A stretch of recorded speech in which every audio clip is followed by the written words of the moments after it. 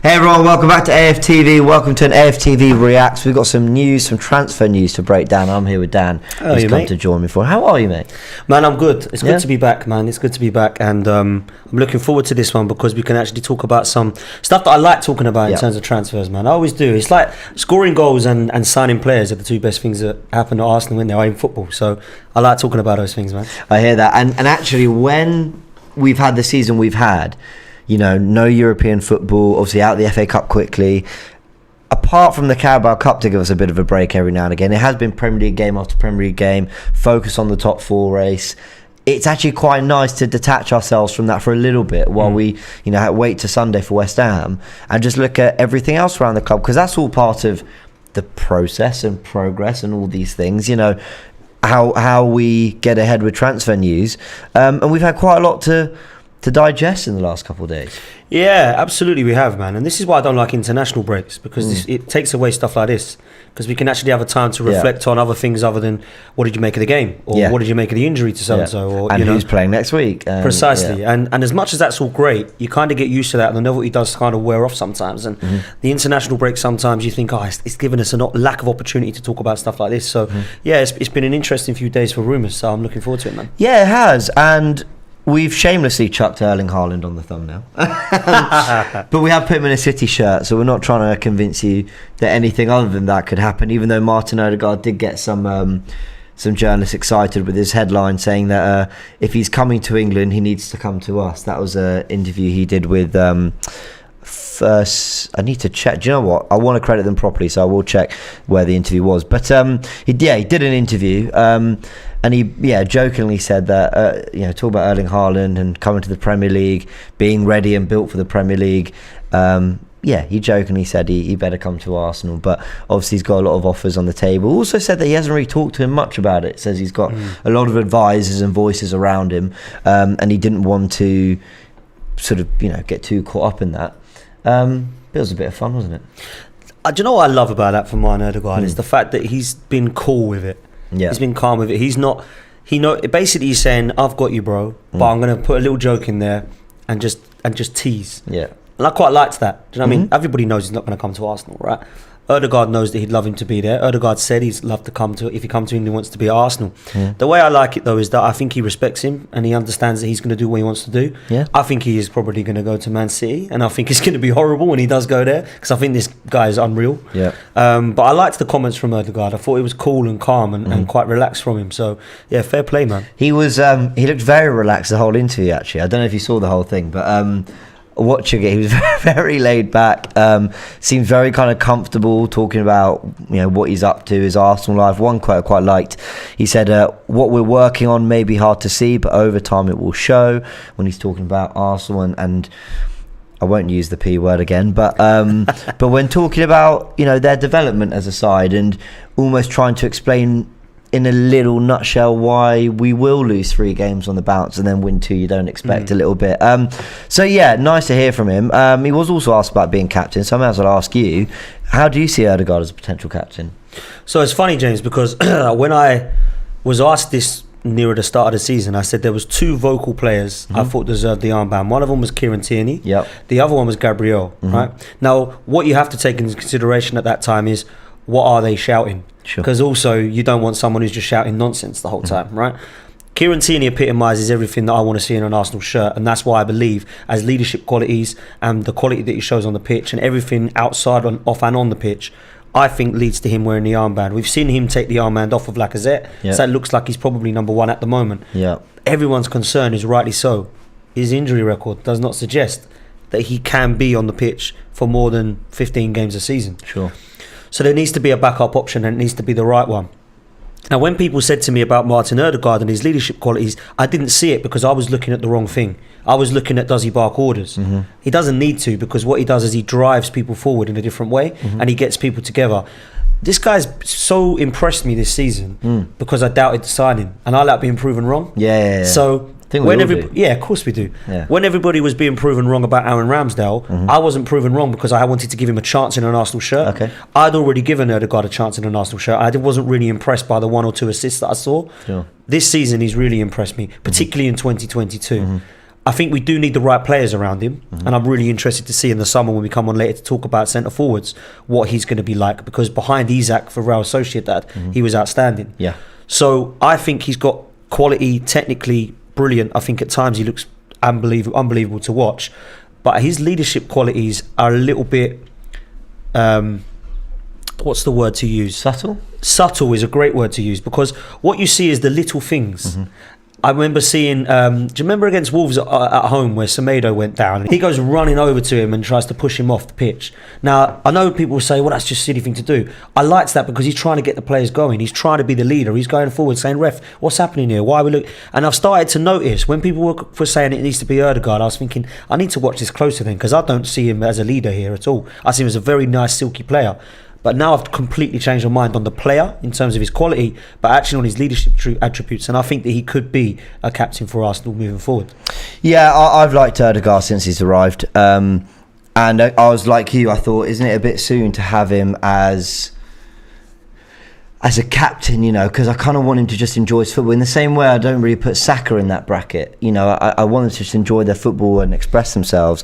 But watching Martin Odegaard, and you're right, I've started paying a little bit more attention, especially when I'm at the games, at what he's doing when the ball's off the pitch. You know, we don't get the benefit of highlights, so I'm kind of watching more Arteta and Odegaard, and there is constant dialogue between them. Granit Xhaka's the same, and if he represents what the manager wants on the pitch, and what we're doing is working, then I can only sort of have respect for that. Do you know what I mean? And understand that maybe the leadership is manifesting itself in a different way.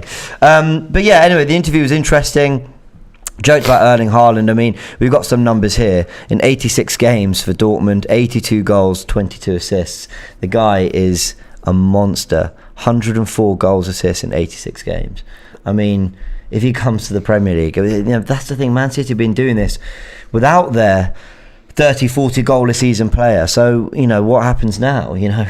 Well, I think I said at the start of the season Liverpool win the league, James, because I thought Man City couldn't go again without a centre forward, and they've proven me wrong to say that actually they can. And I'm still going with Liverpool, by the way. I still think they'll win. Yeah, I think they might nick it. Yeah, I think City will drop points somewhere along the line. Don't know where, but I fancy them to, and I don't see where Liverpool are going to. So when I look at that, I think if Haaland was in Man City, I think even Liverpool might go, wow, what the hell do we do next season? Because that's how much of a killer this guy is. If you said to me you can have any number 9 in the world, I'd go with him. I'd go with him ahead of Lewandowski, ahead of Benzema, ahead of Kane. Not just because of age, because I actually think that the numbers say I shouldn't go otherwise.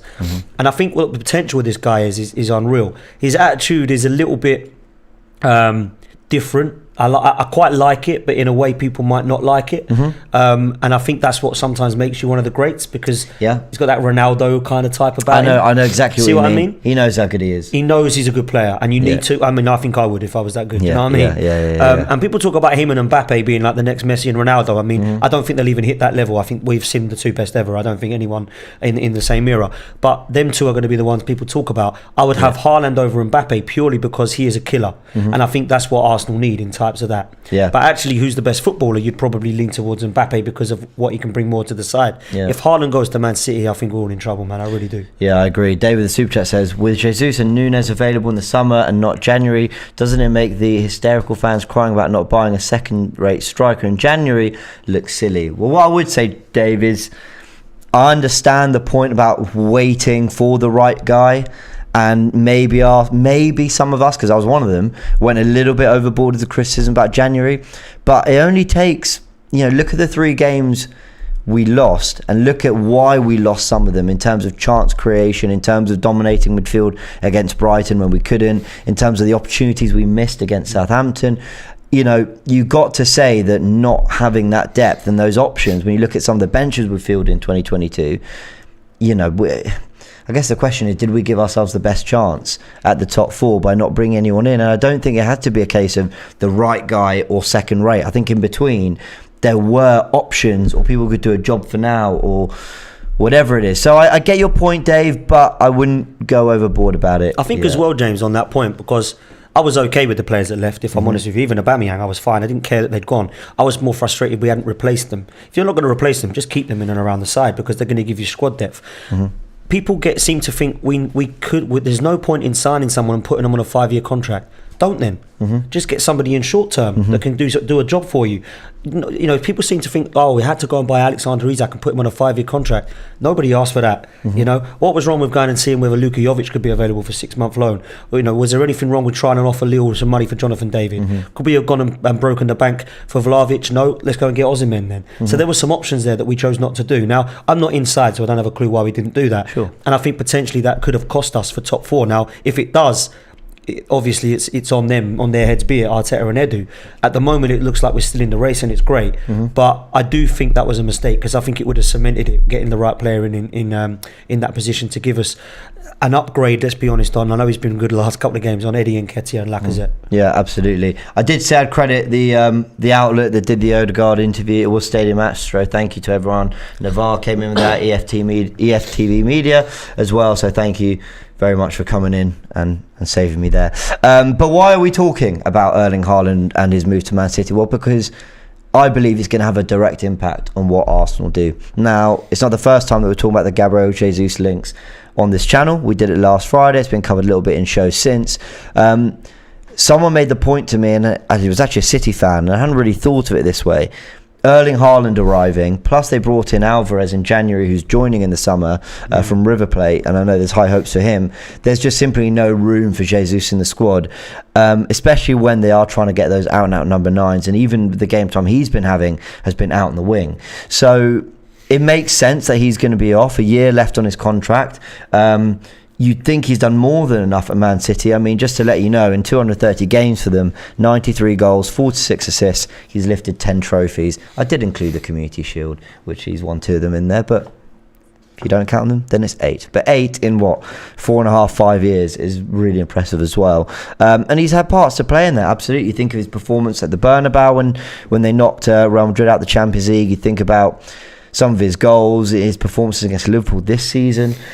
He's more than played his part. I mean, I didn't even kind of escape my mind that he scored the goal in stoppage time that earned City the Centurions, the 100 points.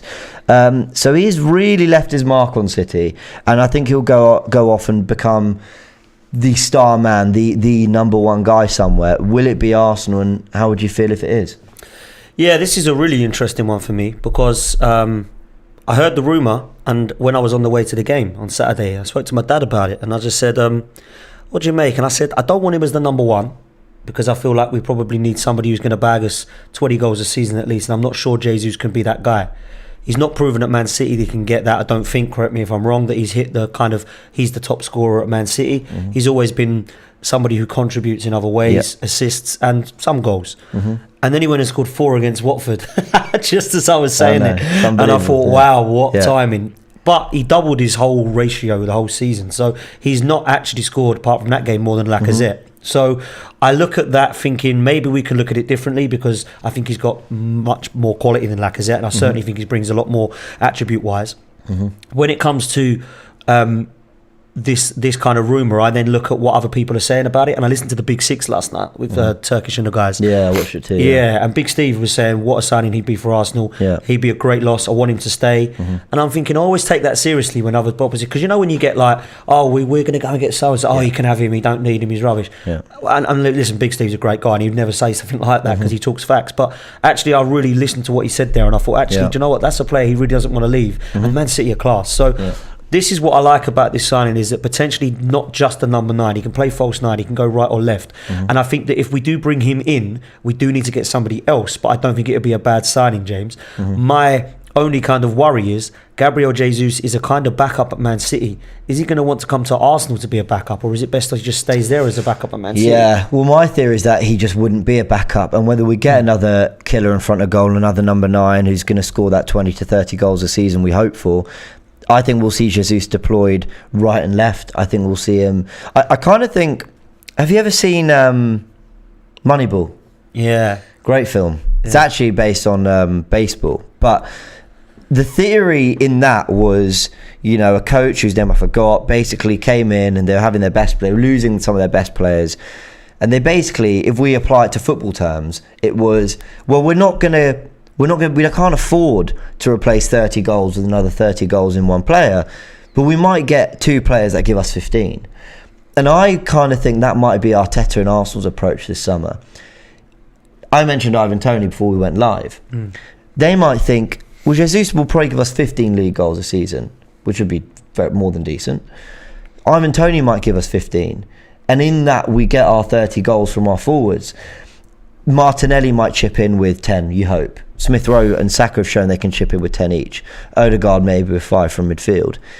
I see Arsenal building a side across this summer where rather than delivering us the number 9 we expect and hope for, I think it's going to be a case of addressing the squad with forwards and strikers that will all contribute enough but contribute in other ways. For example, Jesus can play right and left. And a lot of the season he's been used on the right, on the left because of his press, because of his work rate, because of his pace in wide areas as well. Ivan Toney, let's say we went for him or we went for that kind of 6'3" striker, you might look at someone who's going to hold up the ball, do what Lacazette's done, but upgrade on it. So I think it's going to be really interesting to see what we do with that striking position. I think there could be a winger coming as well. In fact, there was an update from Chris Wheatley today, and he mentioned that Arsenal were looking at a winger, and that doesn't surprise me at all. I can see Arteta wanting to take the load off Martinelli, Smith Rowe and Saka as well, and say, you know what, Saka, for him to develop now, he's shown he can do it and be Arsenal's main man. But really, he shouldn't be Arsenal's main man for the next 10 years. He needs to be competing with a Rafinha or another winger, take your pick, whoever it is, and play when he's needed and wanted rather than we have no one else, we've got to depend on Bukayo Saka.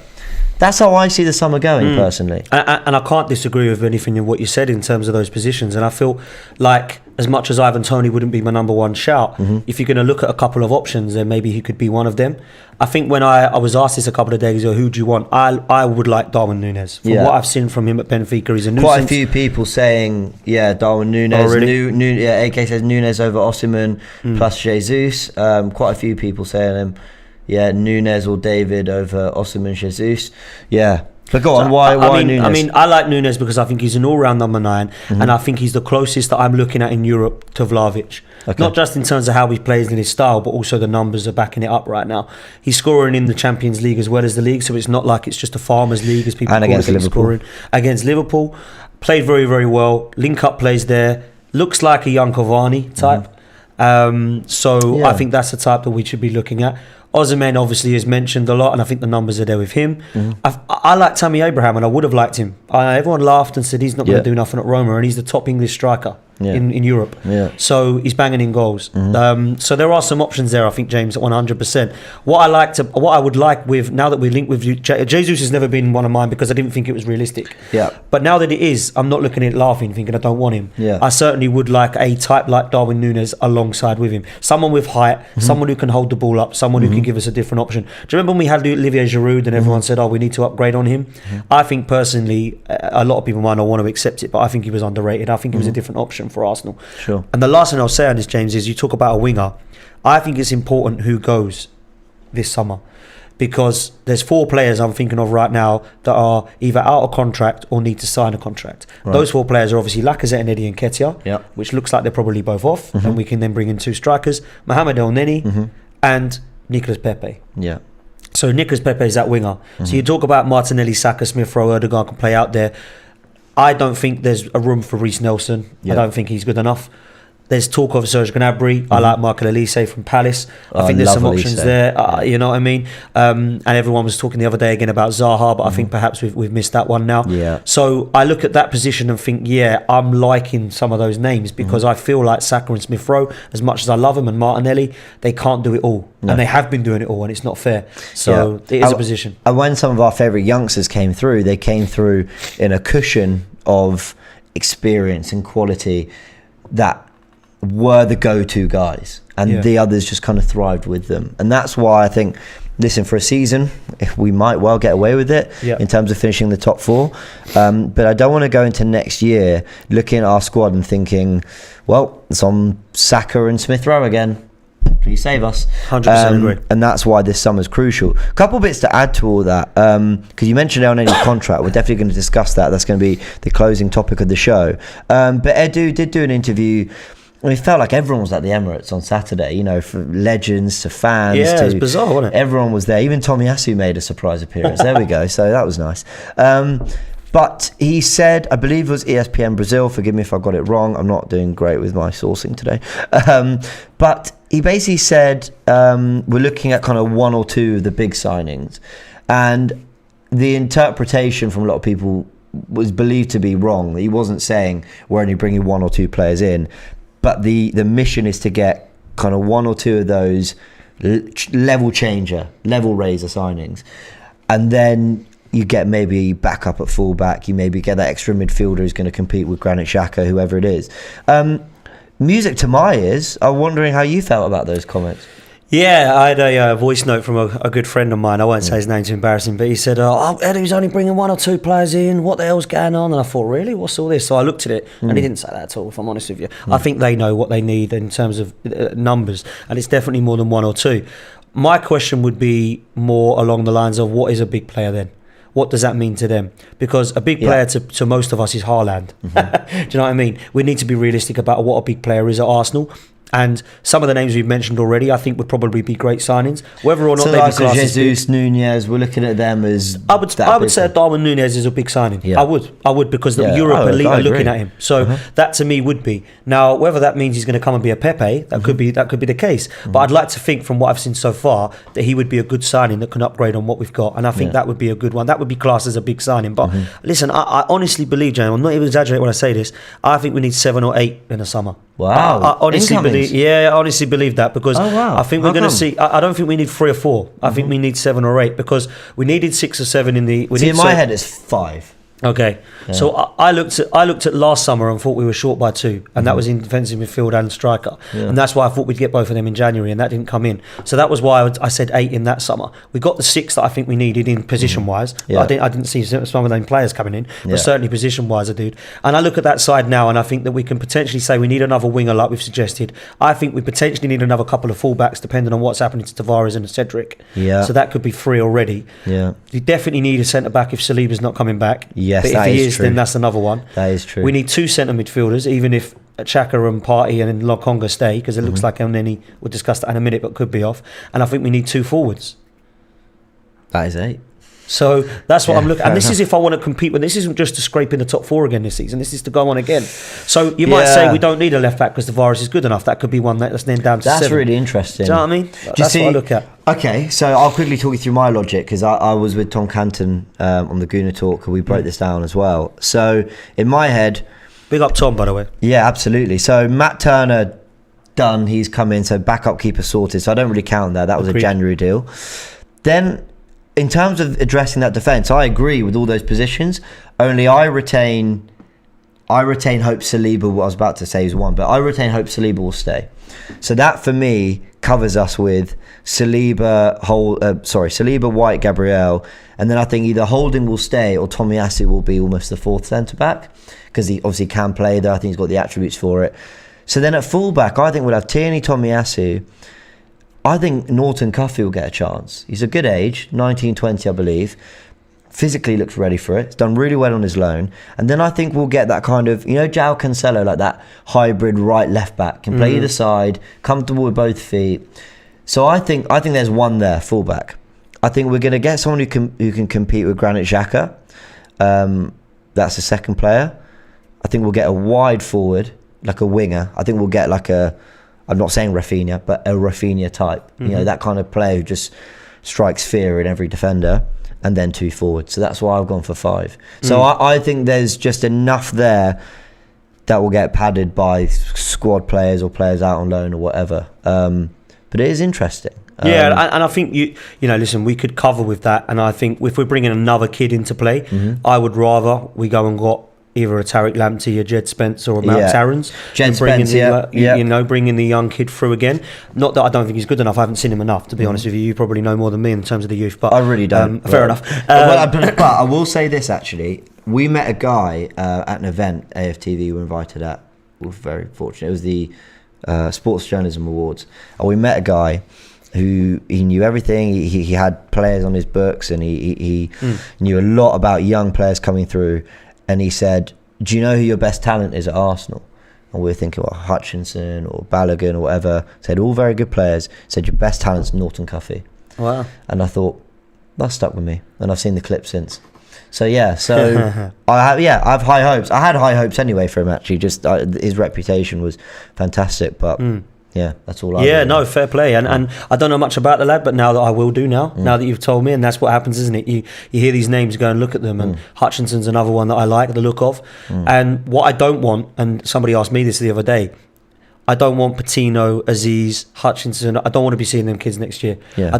If I see them, I don't mind seeing them against AFC Wimbledon in the Carabao Cup again for a few minutes. I don't want them coming on against the Man United. We've seen enough of that this season. Yeah, I want to be seeing now a squad of players. This is a long time that Arteta's had now. He's going to be going into his 4th season now. Next season, I want to see a proper squad now. It shouldn't take this long. So I don't think we should be. I'm happy with the Smith Rowes and Sakas. I want to be protecting them with experienced heads, not more kids. Absolutely. Well, let's fire through the final bits and bobs. Young Gunner says, how about Lautaro Martinez from Inter Milan? He'd be expensive but class. Yeah, I think a striker that would excite me, although for some reason you see these players a bit like Houssam Aouar, they're kind of, everyone wants them one window, and then for some reason it just kind of fizzles away and you don't really know why. I mean, do you know much about him? I mean, from the bits I've seen, looks a top player, but yeah, I do think he's a top player, and it's a great comparison actually to Houssam Aouar, because when I really wanted Houssam Aouar, I thought, wow, saw his performance against Man City for Lyon and just thought this kid's going to be the next best thing, and it hasn't really kicked on for him, although I do think he is actually a very talented boy still. He reminds me of a little bit of a Fabregas when he plays, like the way that he always takes shots at goal and he's always driving forward. He has gone under the radar. He's got that guile about him, hasn't he? Elegance on the ball, and I wouldn't be annoyed if we got him still, but I think that might have gone now. As for Martinez, I do look at him as a tenacious forward. I do think he's a nuisance of a forward, but again, gone under the radar. Can't really tell you why. Don't think his stats are numbering up as well as the others, and perhaps that's why, but certainly wouldn't look at him and go, what the hell have we signed him for? Absolutely. But if he's expensive and more expensive than Nunez, then I probably would go Nunez. My cousins are Inter Milan fans, and we were linked to Lautaro Martinez in the summer, and I said, what do you think of these links? They went, no way you're getting him, because we won't let him go. They just said he's unbelievable. So whether they still feel the same, I don't know. I'll pick up the phone and ask them. Gideon, thank you very much for the super chat. Appreciate it a lot. Osimhen, very quickly, we got his stats for Lille. 24 goals and assists in 38 games. He then got his move to Napoli pretty quickly and has registered 34 goals and assists in 58 games. Another player that everyone's talking about. Will be really interesting to see if that is an option Arsenal explore. But it's also been one that journalists are very much pushing out there. There's been quite a few links recently, and I suppose there's one thing I'm encouraged by, if you just look beyond the names and the position we're looking at, it's that Arsenal seem really ready to do their business early. And it's been a long time since I've been able to say that. Normally it's, well, let's see where we are, let's see what happens, blah, blah, blah. I wonder whether Arsenal are currently convincing players, look, don't worry too much about whether we get Champions League or not, because ultimately next year's target's the same. Say that's break top 3. I don't know what it is. We hope it is. But I wonder, and I was reading what David Ornstein had to say. Reading here, did the rounds on social media, and he basically said that when it comes to the Jesus stuff, we've been talking to his representatives for ages, to the point that it's pretty much done and dusted on the personal term side of things and the player side of things. It's more about having a deal agreed with Man City. That is encouraging from Arsenal. Fair play to them. I've got to give them credit. 100%. And I believe the biggest compliment I can give to Sir Alex Ferguson, I don't like giving him compliments, is he always went into pre-season with his squad. We didn't wait. Do you remember when the transfer window used to be like 3 or 4 games and then it would shut? Do you know what I mean? Like years ago, he would already have had it shut at the start of the season for him because he knew exactly who he wanted. Arsene Wenger never did that, and I can't say that Emery and Arteta changed from that either, because we went into this season 3 games in with not the players we needed, with Leno still in goal, with no Ben White, do you know what I mean? We had nobody. So I look at that and think that that's something we need to learn from. And if Gabriel Jesus is already, they're talking about everything is agreed, and we just need to make sure. The reason that's encouraging is because of who it is. Pep and Arteta get on. So it's not like there's going to be a massive struggle and a massive fight about it. That does sound encouraging, and the earlier the better for me, mate. Yep, I agree. Amit with the super chat says, guys, Liverpool look like they're in talks with Tchouaméni. Is that someone we should be going for if we get Champions League footy? I think he is destined for one of the ready-made big boys. And I like to think that in a year or two we might be in for these kind of players as well. But it just feels like his reputation has surpassed I might go to, and I mean with all due respect, an Arsenal for where they are now, or a team that's just getting into the Champions League. I think he's a bit like Camavinga. Got that big move to Real Madrid. So that's where I think Tchouaméni is ultimately destined for. And Liverpool need some depth in that holding midfield position with... with players ageing and Fabinho being kind of their main holding midfielder. So we'll see what happens there. I'm sure it'll be covered on DR Sports. Right, guys, we're going to end very soon. We've got one last thing to talk about. Before we do, smash a like on this video if you haven't yet. If you enjoyed it, obviously, I'm not going to force you guys. But if you have enjoyed it, there are 3,000 of you live watching. Thank you for all your support. Do smash a video if you're enjoying it. And subscribe to the channel if you haven't yet, so you get all the updates and everything coming out from transfer updates to latest debates to the pre-match content, watch-alongs, all that.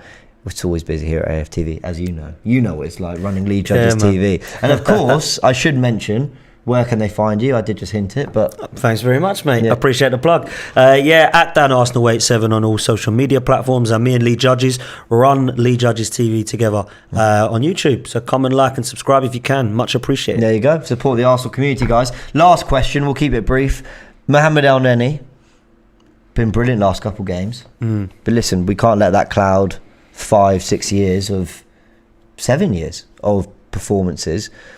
I'm just going to say, actually, Turkish and I feel the same on this. We've always quite liked Elneny in that he never came with loads of promise, nor did he ever promise much himself. He came in as a £7 million midfielder to add depth to the squad, and I genuinely struggle, and I know they're out there, but I struggle to think of kind of games where he dropped a 2 out of 10. I always feel he's given us something in there. And even if you're frustrated by his lack of passing forward and he's not doing what Thomas Partey did or whatever, well, he certainly has the last couple of games, I'll give him that. But I've always felt that there was a dependable player in there, and my frustrations have always gone to others above Mohamed Elneny. I just wonder how you feel. Would you be tempted to offer him a new deal? Actually, just before you answer that, he did say that, if Arsenal offered it to him and said they wanted him, he would sign. He's comfortable here. Where do you stand with it? Is it just time to move on and just say thank you for everything? Yeah, I tend to go with the latter, if I'm honest with you. 2 weeks ago, Eddie and Elneny, it was time to say goodbye. 2 weeks later, they've scored and they've played 2 man of the match performances, and we're giving them a new contract. I think we need to be realistic and calm down a little bit. However, I will big them up because both of them deserve the credit they're getting in the last couple of games, particularly Mohamed Elneny. And what I liked about what you said there, James, was he's exactly what he said, what he does on the tin, basically, with Elneny. He's not come to Arsenal as this superstar. He's probably underwhelming when you look at the future of Arsenal Football Club as him in midfield. But actually, he's never been the starter. He's always been the squad player and been happy to do that. And I think that when he does come in, there's times where he does a job and there's time where he's one of the best players on the pitch. And I go back to Man United away last season. At Old Trafford, he was better than Thomas Partey, and Thomas Partey got all of the plaudits. For me, he was man of the match. Against Chelsea, he was man of the match. And against Man United, he was man of the match. And Granit Xhaka and Odegaard got it. He never seems to get the man of the matches when he deserves it. But for me, I think he deserves credit because I think he's been a very good squad player for us. And to spend £7 million, we've more than got that for him. I actually think he's the most... He's been at Arsenal the longest now. Am I right in saying that? I'm sure he has. Well, one of them for sure. Yeah, must be. I'm sure he has. So I look at that and think that he's been a good servant for us. And if he does go, then I wish him the best of luck because he's been a great Arsenal player. I agree, and I never mean it in a condescending way. I'm sure if Elneny's watching this, he's probably... I doubt he does, but if you are, hello. But let's say he heard what fans are saying, which is pretty much what we've been saying, and we mean it in an incredibly complimentary way. He might be thinking, look, thanks, but I'm better than just, £7 million who doesn't disappoint. And I agree he is. What I mean is, I think it's because I see the criticism that's been, branded about, with Elneny, that I've always thought, where's this coming from? Because I kind of think of what do you expect from a player and what are you getting? And you always there's a minimum you should be getting from an Arsenal player. But I've always felt he's A, exceeded that, but B, done it without ever complaining about game time, ever complaining about being out the team, ever kind of, oh, I'm going to move, I'm looking for other things, I'm not happy. He does his job, he always looks ultra committed. And I don't just mean in terms of turning up and not moaning about it. I mean on the pitch. He never shies out of a tackle. He never shies away from wanting the ball, even if he's struggling. And I just have to commend his kind of approach and his attitude. And I really like him. And a little bit like what I heard, you mentioned the Big Six, and I heard they were talking about Origi. And I just thought to myself, you know, and Jesus as well. And I just thought to myself, in the same way that I know Origi's won, you know, basically won them the Champions League with the goal in the final and beating Barcelona. But I just think in the same way that you're like, if he stays, I'll be happy, but if he goes, I'll be happy for him. That's kind of where I am with Elneny. Yeah. But we definitely need midfield reinforcements anyway. So, yeah. Anyway, been an interesting discussion. Dan, thanks so much. Legend, man. Really, really appreciate it. Guys, we're going to round it off there. That's been an AFTV Reacts with me and Dan. You'll see Dan down more, I'm sure. Dan down here more, I'm sure. There you go. End of the stream. I always struggle to get through the last bits. Do smash a like on this video if you enjoyed. Subscribe to the channel if you haven't yet. And keep an eye out, guys, because I think this transfer stuff is going to pick up pace. You know, all the focus on top four, but we've seen some news. We'll all be reacting on it on our channels and everything, but I think there's more to come in the coming weeks, and then before you know it, the season's over, and then we're really in the thick of it. So keep an eye on the transfer front. Many thanks for everything, and we'll see you soon.